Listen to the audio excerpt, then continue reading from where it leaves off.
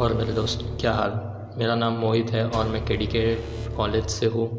और आज मैं टॉपिक जो एक्सप्लेन करने वाला वो है हिस्ट्री ऑफ डार्क वेब और डीप वेब। ठीक है, इसकी हिस्ट्री क्या है, इसका मकसद क्या था और क्यों ये चीज़ इंट्रोड्यूस कराई गई, इस टॉपिक पे हम बात करेंगे। So let's get started. So question is that how dark web started, means dark web शुरू कैसे हुआ, डीप वेब शुरू कैसे हुआ, और एक बार डीप वेब और डार्क वेब पर जाने के बाद वहाँ से वापस आना मुश्किल क्यों है। आपने तरह तरह के वीडियोस में ये बात सुनी होगी कि आप अगर एक बार डार्क वेब पर चले जाते हैं फिर वहाँ से वापस आना मुश्किल है। तो ऐसा क्यों कहा जाता है? क्या वहाँ पर ब्लैकमेल करके रखते हैं, पकड़ लेते हैं? क्या ऐसा पॉसिबल भी है? क्यों ऐसा बोला जाता है, उसे आज मैं एक्सप्लेन करूँगा। तो सबसे पहले बात करते हैं कि डार्क वेब कैसे शुरू हुआ। देखिए, dark web and deep web तभी शुरू हुआ जब नॉर्मल इंटरनेट शुरू हुआ। 70 के दशक में आप कह सकते हैं, जब आरपानेट, आरनेट, आर.नेट, जो भी आप कहते हैं, लोग अलग अलग तरह से इस चीज़ को प्रोनाउंस करते हैं। खैर, आप कुछ भी बोल सकते हैं। तो जब शुरुआत हुई इंटरनेट की तभी डीप वेब आया। और आप मानोगे नहीं कि पुराने वक्त में यूनिवर्सिटीज़ के स्टूडेंट्स नेट का इस्तेमाल करते थे ड्रग्स का सप्लाई करने के लिए। और ये उस वक्त के वो स्टूडेंट्स थे जिन्हें इंटरनेट की पढ़ाई करनी थी, जिन्हें पता था कि ये चीज़ काम एक्चुअली में कैसे करती है। ये वो वक्त नहीं था जब बड़े बड़े क्रिमिनल्स को पता है कि डार्क वेब क्या है।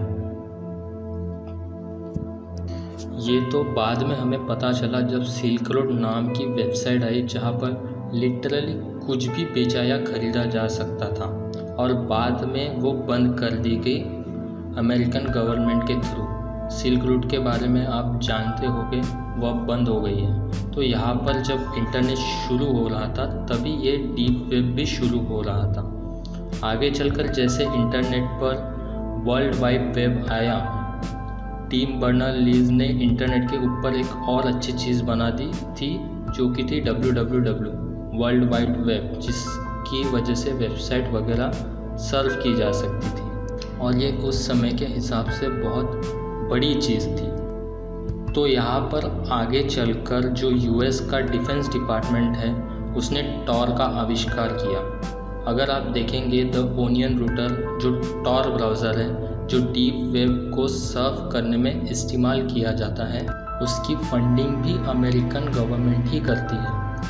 इस ब्राउज़र को या इस सिस्टम को यूएस मिलिट्री या जितने भी इंटेलिजेंस हैं अमेरिका के, वो आपस में कम्युनिकेट करने के लिए ही बनाया गया था, ताकि वो अपनी सीक्रेट बातें कर सकें और कोई दूसरा देश या और कोई एक्सटर्नल लोग उसमें इंटरफेयर ना कर सके, इसलिए इसे बनाया गया था। बाद में इसे आम लोगों के लिए खोल दिया गया कि आम लोग भी ऐसा इंटरनेट सर्व कर सके जिसमें कोई थर्ड पार्टी उसे इंटरफेस ना कर सके कि वो क्या सर्च कर रहा है। जब टॉर आया तो बात हर जगह फैल गई, और तब लोगों को डीप वेब, जो ओनियन साइट्स होती है, जो सिर्फ टॉर ब्राउज़र से एक्सेस होती है, उसकी हाइप और ज़्यादा बढ़ गई। तो लोगों ने इसे फिर इलीगल तरीके से यूज़ करना शुरू कर दिया, जबकि टॉर का उद्देश्य ये था कि हम इंटरनेट सर्फ करें और कोई हम पर नज़र ना रखे।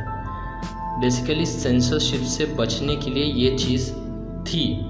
तो ऐसे ही वक्त आगे बढ़ता गया।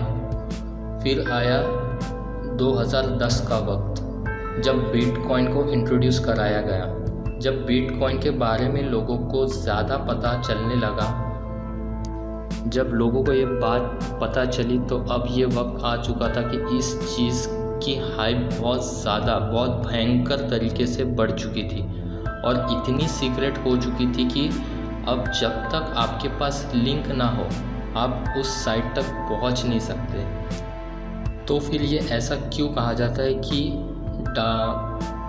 डार्क वेब पर पहुंचने के बाद वहाँ से निकल पाना बहुत मुश्किल है? इसके बारे में बात करते हैं। मैंने आपको पूरा बता दिया कि स्टेप बाय स्टेप कि ये कैसे आया, और डीप वेब ये इंटरनेट के साथ ही आया। अब इंटरनेट पर जो चीज़ें आप देखते हो, क्या आप उन्हें भूल सकते हो? हमारी मेमोरी कंप्यूटर की मेमोरी से बहुत अलग है। मैं अच्छे से एक्सप्लेन करूँगा, दोबारा सुनना। हमारी मेमोरी और कंप्यूटर की मेमोरी बहुत अलग है। कंप्यूटर में अगर कोई चीज़ है उसे डिलीट करा जा सकता है, राइट, ख़त्म हो जाएगी वो। लेकिन इंसानी दिमाग में ये चीज़ हमें देखी और उसे भुलाना तो बहुत मुश्किल होता है। हमारे यहाँ डिलीट ऑप्शन नहीं होता। तो डार्क वेब पर जो भी डिस्टर्बिंग चीज़ें आप देख रहे हो वो मोर देन 80% ट्रैफिक उसका चाइल्ड पोर्नोग्राफी है।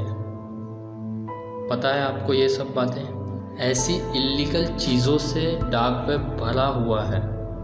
हिटमैन वगैरह मारने वाली गंदी चीज़ें, ज़्यादातर डार्क वेब की ट्रैफिक यही है। इल्लीगल ड्रग्स और ये सारे उल्टे पुल्टे काम, लोगों को टॉर्चर करना, चाइल्ड पोर्नोग्राफी, गलत चीज़ें जो भी अच्छे समाज को नहीं सूट करती बिल्कुल भी।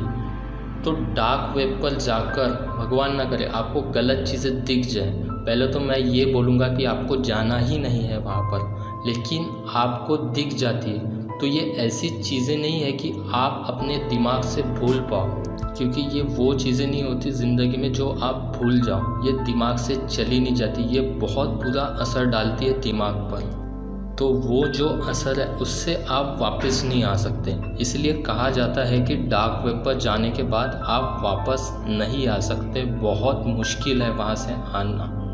ये दिमागी चीज़ है कि आप दिमागी तौर पर वहाँ से जा तो सकते हैं लेकिन वापस नहीं आ सकते। वो काफ़ी डिस्टर्बिंग चीज़ें आपको दिखाते हैं जो आप कभी नहीं भूल सकते। इसीलिए कहते हैं कि डार्क वेब पर जाने के बाद वहाँ से आना नामुमकिन है। तो ये मैंने चीज़ आपको एक्सप्लेन कर दी कि क्यों मुश्किल है और क्यों वहाँ से आना नामुमकिन है। सो इस टॉपिक से रिलेटेड जो भी हिस्ट्री थी मैंने आपको एक्सप्लेन करी।